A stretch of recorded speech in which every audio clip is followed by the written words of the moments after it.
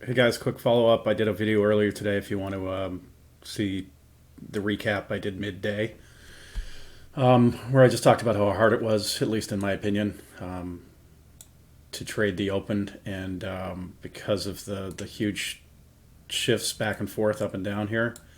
I'll just quickly run through it. But we shot up, reversed all back down to this support zone that was holding at first, but it was very mixed. Usually, when you get this kind of attempt up and it gets rejected, and it didn't even make this resistance zone. I mean, it barely missed it, but didn't get there and got hard rejected down. It's just a little hairy to be trying to get involved here. And then it reversed back up and reversed back down and came down here and then reversed, up to almost at the VWAP and then rejected down. So anyway, the point was, I thought it was very difficult, super difficult trading environment. And then when it came down here, that gave a little bit more clarity, in my opinion, because it had broken the support zone, which was more important to hold. But it had to hold one of these two to even have a chance to go back up. And remember, just as a backdrop, I didn't mention this earlier, but we had gotten up to this 89 area overnight. So we had gone up quite a bit. I think at one point we were up 30 handles, maybe even more. I don't remember exactly where we closed, but it doesn't matter. The point is, we came up here and then started to sell off and went sideways here for a while in the overnight, and then this all happened after the market opened, right? So it was, I thought, a pretty tough read, but when we got down here, we bounced up, and I literally missed this. I had an order in at 57, and it traded 56.75, and I missed it. It was pretty painful, like I said. And then we got this, and I was talking about how these days when we get these big moves, and you just get a smaller, because even though this is say 20 points from the dead low of basically 43.05 here. And usually that would be, significant. But when you have a massive range starting up at 43.89 and then coming down to oh 05 kind of in a straight line. I mean, it's not exactly in a straight line, but for market purposes it is. A lot of times you'll get bigger bounces. And then I talked about if it got up here, I would attempt a short, and we did, but we kind of just ended up scratching the trade because when it reversed this down bar, it got a good reaction. I was able to scale out of a small amount, but didn't get out of the rest. And, it just looked like it was going to test the VWAP, which I also mentioned too. And then that one got a better reaction. But again, it was kind of like the morning at this point. So in the morning when it was kind of, up, down, that was kind of like this, and it could have gone either way. The NASDAQ, when this was happening, had already broken above its own respective VWAP, and the Russell had not, but the NASDAQ usually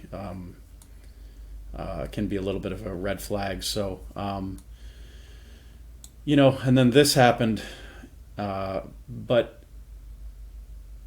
you don't really, you want to get on board these late day moves in the direction of the momentum. You don't want to be trying to, buy the bottom of an area or sell the top. So just as a rule of thumb, and to get on board this, you can see over here, it wasn't like crazy tick. I mean, it got 1,000 point, and it was looking. But remember, we're seeing it in real time like this, right? So it wasn't like it was crazy amounts of negative momentum. And even if you go out a few bars, we did get that one little tick, but it wasn't as free flowing as at least I like to see personally. But it worked. It went down all the way down to here. And the point of the earlier video and this one is, the market environment is definitely a lot more difficult to me. And it's just, it's good to have just a little bit of knowledge about, like, the past few years of people just buying the dip and not encountering, of course, outside of COVID, but outside, besides that, just kind of being in an environment where you can always just buy dips and stuff. This market's different, at least for the time being. And this is a different volatility regime, meaning that we're getting much bigger moves on higher volume, and they're bearish. So, the overall market is still, massively higher, and the biggest picture that you'd want to look at if you looked at a weekly is insanely bullish. But you can't use that to justify always just trying to buy stuff. If I look out at a big enough time frame and see that it's super bullish, well, that kind of doesn't matter because unless we get down to some big zones, which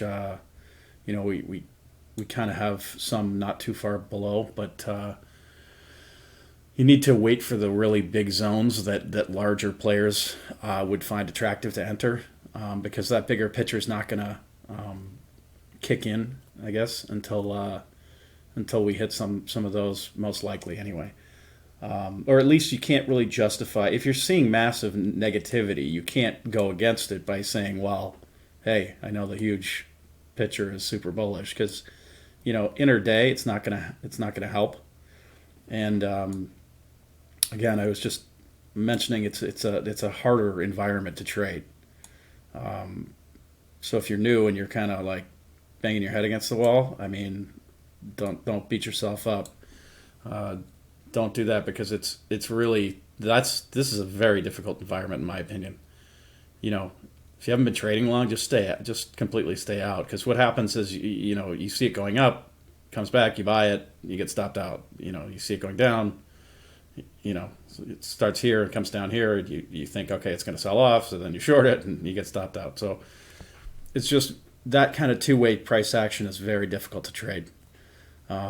And it didn't even become any more clearer to me, like I said, until here. And then we popped up here, and that was painful to miss, but it happens. So, I said in the other video, I know a lot of video platforms, YouTubers, and everybody always asks for like, subscribe, and share, and comment, and all that stuff.